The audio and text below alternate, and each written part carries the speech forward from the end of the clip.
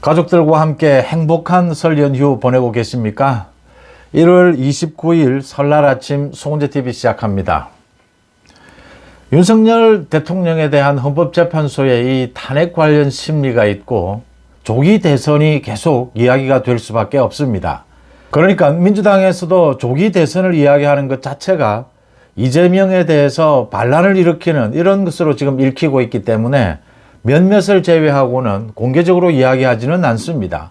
그렇지만 분명하게 이제 목소리를 내기 시작했습니다. 김경수를 비롯해서 김동연 등입니다. 국민의힘에서도 강성 지지층을 중심으로 해서 이 조기 대선을 이야기하는 것은 윤 대통령에 대한 탄핵, 이걸 인용되는 것을 바라는 것이다.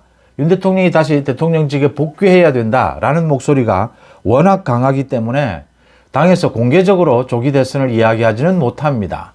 그렇지만 조기 대선에 대한 준비는 해야 하고, 조기 대선이 없다 하더라도 지금 이런 탄핵에 대한 이런 전국에서, 재판 전국에서 국민들의 생각을 읽는 것으로는 이것만한 것이 없기 때문에 현실 정치에 있어서 분명한 것은 선택의 문제입니다. 그러니까 당, 여당, 야당 중에서도 선택을 해야 하고, 대선 후보도 하루아침에 이렇게 만들어지는 것은 아니기 때문에 선택하는, 상징적으로 여당에는 어떤 후보들이 있고 야당에는 어떤 후보들이 있고 지지가 어느 정도 있고 어떤 자세다라고 하는 것이 조기 대선이 없다 하더라도 지금의 국민들의 여론을 읽는데 굉장히 중요한 참고 자료가 되는 것은 사실입니다. 이번 설 연휴는 워낙 이 진영 대결이 극심하기 때문에 이 가족들이 모인 자리에서는 가급적이면 정치 얘기를 하지 말라. 정치 얘기를 하면 갈등이 빚어진다. 정치 얘기를 먼저 꺼내는 사람은 벌금을 매긴다. 이런 우스개 이야기까지 나오고 있을 정도지만, 그러니까 정권 교체가 될 것이냐, 정권 연장이냐, 거기에 따라서 여야 후보들 누가 유력한 후보냐라는 건 여전히 관심거리가 될 수밖에 없습니다. 정권 연장이냐 정권 교체냐도 지금 그것을 바라는 국민들의 지지가 거의 비슷한 수준이 되고 있고, 여야의 정당 지지율도 비슷한 수준이 되고 있다. 윤 대통령에 대한 탄핵, 인용과 기각도 거의 비슷한 수준이 되고 있다. 여야 후보들을 1대1로 맞대결을, 가상대결을 펼쳐봐도 비슷한 수준이다. 초박빙승부다라고 하는 것입니다. 이건 거의 대선을 방불케 한다. 이제 정권을 누가 잡느냐를 놓고 좌파, 우파, 보수, 이 진보층이 모두 결집하기 시작했다. 그러니까 응답하지 않는, 이 여론조사에서 응답하지 않는 사람들이 크게 줄어들고 있고, 지금 정확하게 이제는 어느 쪽을 선택하고 있다라고 하는 점입니다. 모두 50%로 누가 먼저 가느냐, 여야 점령을 하느냐, 이 문제가 관건으로 떠올랐습니다. 최근의 여론조사를 보면 정권 연장이냐 정권 교체냐 거의 비슷한 수준입니다. 리얼미터가 지난 27일 발표한 이 여론조사 결과를 보면 정권 연장 46%, 정권 교체 49.1%였습니다. 그 전주와 비교해서 정권 교체는 2.9%포인트 올랐고 정권 연장은 2.6%포인트 하락했습니다. 정권 교체, 정권 연장이 거의 비슷한 수준이다라고 하는 것이고요. 여야 국민의힘과 민주당의 지지율도 비슷한 수준이다. 박빙의 승부다라고 하는 것입니다. 만약 조기 대선이 열리게 된다면 여야 중에 누가 유력한 후보일까라는 것입니다. 민주당은 지금 이재명이 압도적입니다. 이재명이 압도적이고 여당에서는 4명 정도가 거론이 됩니다. 김문수, 한동훈, 홍준표, 오세훈입니다. SBS가 지난 26일 발표한 여론조사 결과입니다. 여권 이 대선 후보 가운데 누가 가장 많은 지지를 받고 있느냐?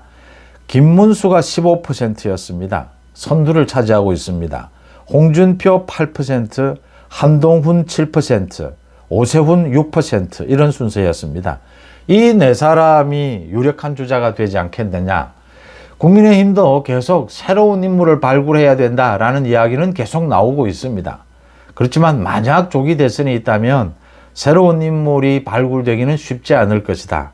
그렇다면 비상계엄을 놓고 비상계엄에 찬성하고 비상계엄을 엄호한 홍준표, 김문수, 비상계엄에 대해서 비판적인 오세훈, 한동훈, 이렇게 4명이 대결을 벌이는 그런 형국이 되지 않겠느냐, 이런 예측들이 나오고 있습니다. 이 4명이 여권의 유력한 주자다라고 하는 것은 한국갤럽의 발표에서도 확인이 됩니다. 한국갤럽이 지난 24일 발표한 여론조사 결과입니다. 김문수 11%, 한동훈 5%, 홍준표 4%, 오세훈 3%, 이런 순서입니다. 그 다음 또 중요한 것이 1대1 대결입니다. 1대1 가상 양자 대결입니다. 민주당은 이재명으로 확정 지어 놓고 양자 대결을 했을 경우에 어떻게 될 것이냐. 이것도 엠브레인 퍼블릭이 조사를 해서 지난 25일 발표한 결과입니다. 이재명과 홍준표, 이재명과 오세훈 모두 41% 동률이다라고 하는 것입니다. 이재명과 김문수를 붙이면 이재명 42, 김문수 38입니다. 이재명과 한동훈은 이재명 39, 한동훈 33%입니다. 뭐 좀 차이는 있지만 거의 비슷한 박빙의 승부가 될 것이다, 이렇게 국민들이 예측하고 있다라고 하는 것입니다. 여기에 뭐 변수는 수도 없이 많습니다. 앞으로 그러니까 윤석열 대통령과 이재명에 대한 재판도 그대로 남아있는 셈이고, 지금 여기에는 또 변수로 이 여야 후보 이외에 이준석을 비롯해서 제3의 후보도 등장하는 것이 아니냐. 그게 소수겠지만 이 박빙의 승부에서는 1%, 2%로 차이가 승부가 갈릴 이 박빙의 승부에서는 제3의 후보도 중요한 변수가 될 수가 있다. 가장 중요한 것입니다. 이재명이 과연 조기 대선이 있으면 출마할 수 있을까? 출마하게 된다면 민주당은 어떤 상황이 될까라는 점입니다. 지금 조기 대선이 없을 것이다, 윤 대통령이 대통령직에 복귀할 것이다 라는 예측과 조기 대선이 있을 것이다, 조기 대선이 있게 되면 5월, 6월이다, 5월, 6월에 조기 대선이 열리게 될 것이다.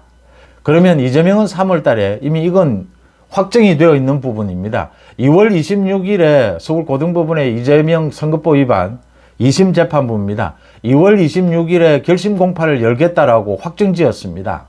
구형을 하겠다라는 겁니다. 그러면 3월 중순에 결론이 나올 수가 있습니다. 판결이 나옵니다. 이재명이 1심처럼 1년 징역형에 2년 집행유예가 선고가 되면 이제 민주당은 뒤집어진다라고 하는 것입니다. 이걸 어떻게 할 것이냐. 만약 5월, 6월에 조기 대선이 있게 되면 이재명이 출마할 수 있을 것이냐 없을 것이냐. 이재명이 출마할 수 없다면 민주당은 이 후보 경선에서 어떤 상황이 벌어질 것이냐라는 점입니다. 윤 대통령에 대해서 헌법재판소의 심리가 이 탄핵 심판이 기각이 돼서 윤 대통령이 대통령직에 복귀할 수도 있지만, 만약 복귀하지 못한다면 그게 3월달, 4월 초 만약 이렇게 헌법재판소의 판결이 나오게 되면 2개월 뒤입니다. 대선이 2개월 뒤에 치러진다라고 하는 것입니다. 그러면 5월, 6월 초입니다. 2개월 만에 대선을 치러야 한다. 각 정당마다 후보도 선출해야 하고 대선도 치러진다. 이재명이 3월 달에 이 징역형, 집행유예형을 받았는데 선거법 위반으로 대법원으로 이제 넘어가게 됩니다. 그러면 대법원은 어떤 판결을 내릴 것이냐. 고등법원은 분명히 3월 달에 판결을 내린다라고 확정지었습니다. 4월, 5월, 2개월 동안 대법원이 이 이재명의 선거법 재판 이걸 미루고 있을 것이냐, 미룰 수 있느냐. 이재명이 민주당의 후보로 뛰고 있다면, 이재명이 만약 대통령에 당선이 돼도 대법원의 판결이 나오면 대통령직에서 물러나야 합니다. 5년 동안 이재명의 선거법 위반, 대법원이 이걸 가지고 그대로 있어야 하느냐. 대통령이 그 전부터 진행이 된 이 재판에 대해서 대통령이 되고 난 다음에 이 재판이 진행이 되느냐 되지 않느냐. 수많은 논란이 일 수밖에 없고, 그럴 리도 없지만 만약 이재명이 대통령이 된다면 국민들이 절대 받아들이지 않을 것이다. 민주당도 3월 달에 이재명의 선거법 위반 이 재판이 선고가 되고 나면 민주당 내에서 이재명으로는 안 된다라는 이야기가 지금부터 본격적으로 나오고 있습니다. 이재명의 대안을 준비해야 한다. 가장 활발하게 움직이고 있는 사람이 소위 김경수, 김부겸, 김동연입니다. 그러니까 지금 이재명으로는 안 된다라고 민주당 내에서 이야기한다라고 하는 것은 이재명에 대한 반란을 의미합니다. 지금 민주당은 완전히 이재명 당이지 않습니까? 이런 상황에서 이 말 자체가 이재명으로는 다음 대선, 조기 대선 못 치른다라는 이야기입니다. 조기 대선이 없더라도 이재명으로는 계속 못 간다라고 하는 그 주장을 하고 있는 셈입니다. 이재명이라면 지금의 판세로 보건대 여러 가지 변화는 있겠지만 박빙의 승부가 될 것이다. 이재명이라면 여권의 후보 누가 되더라도 박빙의 승부가 될 것이다. 이재명이 출마하지 못한다면 민주당에서 여러 갈래의 길을 지금 논의 중입니다. 소위 분열하지 않고 이재명이 지명하는, 이재명이 손을 들어주는 그런 후보로 자연스럽게 이동이 될 수 있을 것이냐, 아니면 완전히 분열해서 그래도 당이 쪼개지지는 않고, 지금 이재명 선거법 위반 때문에 민주당은 434억 원을 토해내야 합니다. 이런 상황에서 이재명 책임론이 나오지 않을 수가 없습니다. 당이 쪼개지지는 않더라도 경선 과정에서 격렬한 이 부딪힘이 있을 것이다.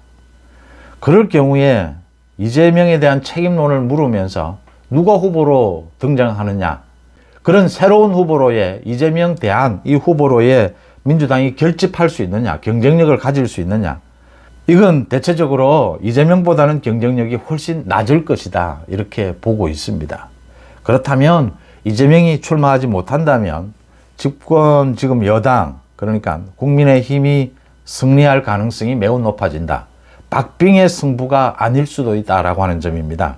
그래서 사실은 지금 이재명과 민주당이 더 고민스러운 대목이다. 그러면 지금 국민의힘이 정권 재창출을 하고 정권 연장을 하는데 그 주인공은 누가 될 것이냐? 전제 조건이 있습니다. 지금 지지율이 박빙의 승부 또는 국민의힘이 민주당을 앞서고 이런 지지율이 나오는 까닭은 이재명 탓도 있고 이재명 처벌 탓도 있고 보수 우파가 위기를 느끼고 결집한 이런 것도 있습니다. 또 거기에 대비해서 민주당이 결집하는 것도 있습니다.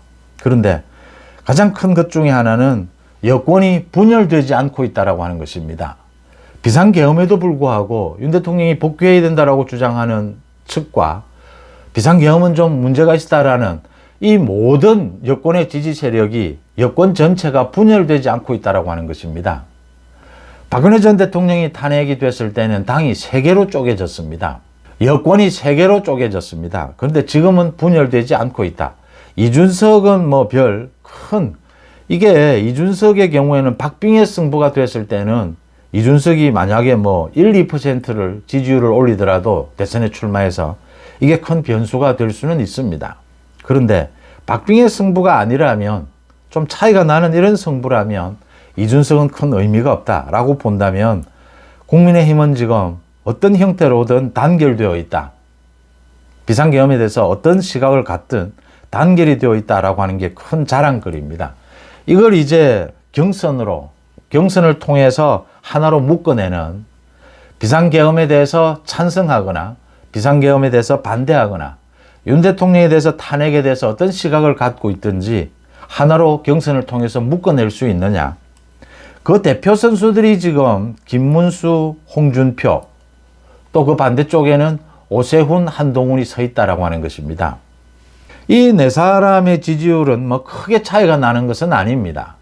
근데 지금 강성 지지층을 중심으로 해서는 김문수, 홍준표 이렇게 모여 있다. 또 그 대안을 찾는 사람들은 오세훈, 한동훈으로 이렇게 모여 있다.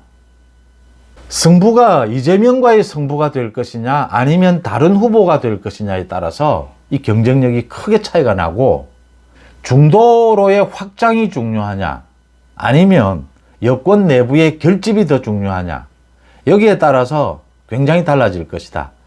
김문수, 홍준표는 경험이 많다라고 하는 것이고, 오세훈, 한동훈은 상대적으로 정치 개혁에 좀 더 또 이 중도로의 확장성이 있다라는 점에서 강점이 있습니다. 이 4명이 국민의힘의 정권 연장, 보수 우파의 정권 연장의 주인공이 될 것이다. 이 4명 가운데 이 4명이 분열되지 않는다면 여권이 분열되지 않을 것이고, 그렇다면 민주당에서 후보가 이재명이 되든 이재명이 아니든 정권 연장에 성공할 수 있을 것이다 라는 점을 짚어볼 수가 있습니다. 송재TV 마칩니다. 고맙습니다.